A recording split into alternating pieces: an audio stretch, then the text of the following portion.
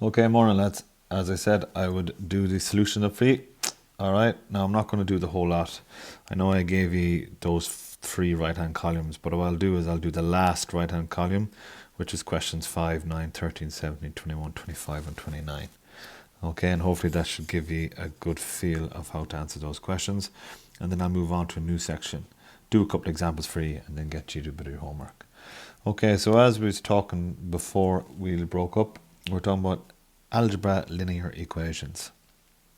Okay, and the first thing that we must remember is these are equations.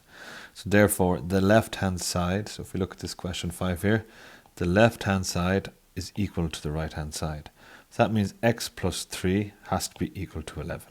Okay, and that is an equation, and we must always keep it equal. What I mean by that is, whatever we do to the left-hand side of the equation, we must also do to the right-hand side of the equation. Okay, and obviously we know, okay, that x in this question here would be 8 because 8 plus 3 is equal to 11. But as I said, I want you to get into good habits because as we progress further on, okay, these will become a little bit more difficult in this. So the first thing I want you to do is to look at this here and I'll talk you through it.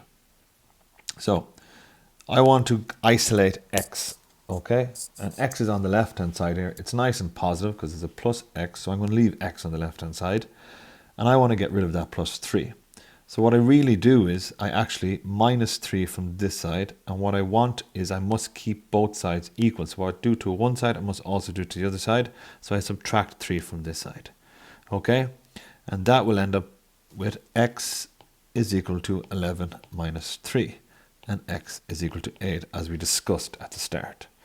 Now, me minusing 3 from both sides is a long way about it, okay? If I was to bring it back and show you a shortcut, but this is only a shortcut now, okay? This there, the minusing 3 from both sides, is technically what happens. But there's an old saying in algebra that if you want to get rid of that minus 3, or plus 3, excuse me, you bring it over to this side. When you bring it over to this side, it becomes a minus. So you say across the lines, okay, when I say across the lines, I mean the equal lines, okay? When you bring a number across the lines, you change the sign. So watch this here, okay? That 3 has gone over to the right-hand side, so x is left on its own, it's 11 minus 3, and x is equal to 8, okay? So that's the shortcut. So what you do to one side, you must do to the other. Now, question 9, again, what I can do is move that minus 9 across. That minus 9 is going to go across the line, so I'm going to change the sign. It's going to become a positive 9. All right? So what I'll do then is I can rewrite the equation. It's x is equal to 2 plus 9. X is equal to 11. So we can see here 11. If we go back up here, if this was 11, 11 minus 9 would of course be equal to 2. Okay, down here now in question 13, we have something that you wouldn't have seen that much of. What that basically means is this is 4 times x, okay? And to get rid of that 4, okay, you must divide it by 4. Because if I just return that back there, and if I divide this side by 4, you must also do to the other side. Okay, what you do to one side, you must also do to the other side. Now, why did I divide by 4? Because I want to get x on its own. I want to isolate it. And 4 divided by 4 is, of course, 1. So you're left with 1x. Okay, and 4 goes into 12 3 times. So what we have there is x is equal to 3. Question 17 is quite similar to question 13. And again, I want to get x on its own. The only way to get x on its own, or 1x, is to divide by the multiplication of 9. So it's 9. So divide that by that, okay, you will get 1x. What you do to one side, you must also do to the other. And 9 goes into 18 twice. So we have x is equal to 2. Okay. We'll keep going here. Question 21. You want to isolate that x. That x is perfect because it's on its own. It's 1x. I'm going to move that minus 5 across. I'm going to bring it across the line so that minus becomes a positive. Okay. Now we rewrite the equation. We have x is equal to 6 plus 5. Okay. We get x is equal to 11. Now, question 25, okay, and question 29 has both what we were doing in the original questions, question 9, and something that we're doing in the last couple of questions. So what I mean by that is this. we don't have x on its own, we have a 2x. So this is going to be a two-step process. So the first thing I'm going to do is I'm going to get rid of this minus 3. I'm going to move it over to the other side. Okay, and that minus 3 becomes a positive. Okay, so I'll rewrite out that next line for you.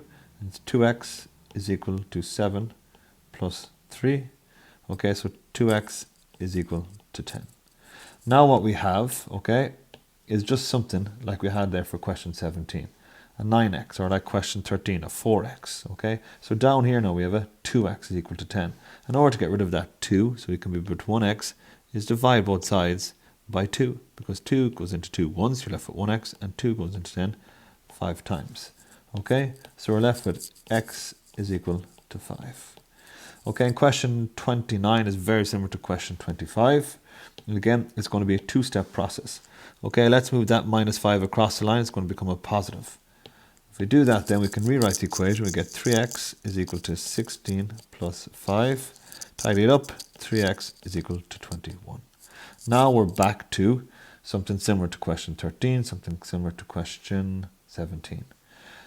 Okay, we want to get x on its own, so we divide both sides by 3. 3 will cancel that 3, leaving us with 1x, and what you do to one side, you must also do to the other, and 3 goes into 21 7 times. So now we have x is equal to 7. Okay, gents, hopefully that summed up, okay, and answers any of the questions that you may have had from your homework. All right, as I said, you can, or should I say, you can pause, stop, rewind, fast forward if you have no problem with this.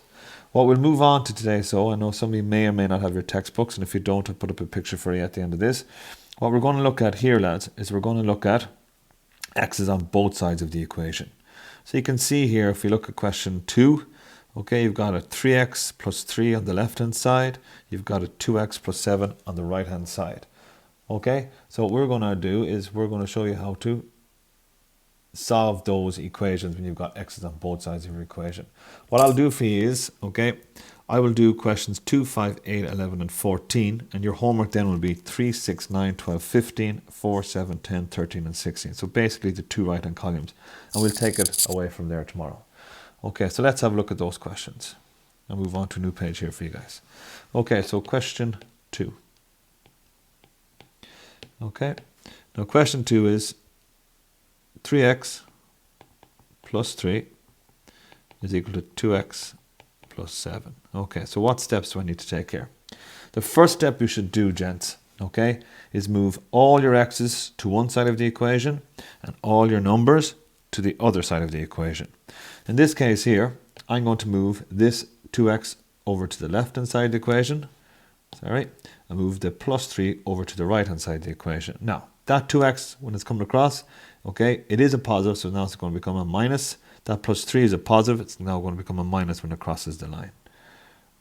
Okay, so let's rewrite the equation. So it's going to be 3x minus 2x, as that 2x is going to come across, okay, and it's going to become a minus. This plus 3 is coming across, okay, so this plus 3 is coming across, and that's going to become a minus. So therefore, it's going to be a 7 minus 3. 3x minus 2x leaves it with 1x, and 7 minus 3 is equal to 4. So we have now discovered that x is equal to 4. You can see now why I wanted you to work on that process in the previous exercise, as it becomes a little bit more difficult to identify what x is if we were just to use it in your head. Okay, so question 5. Question 5 is 7x plus 3 is equal to 5x plus 9.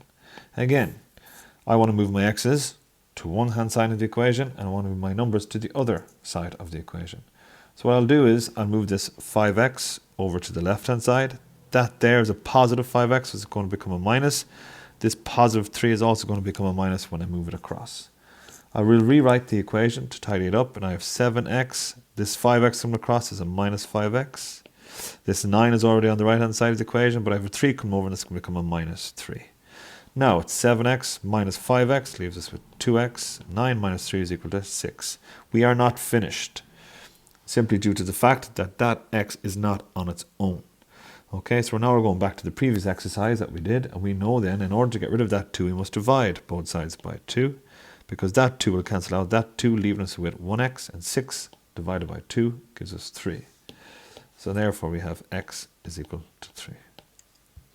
Okay, question 8.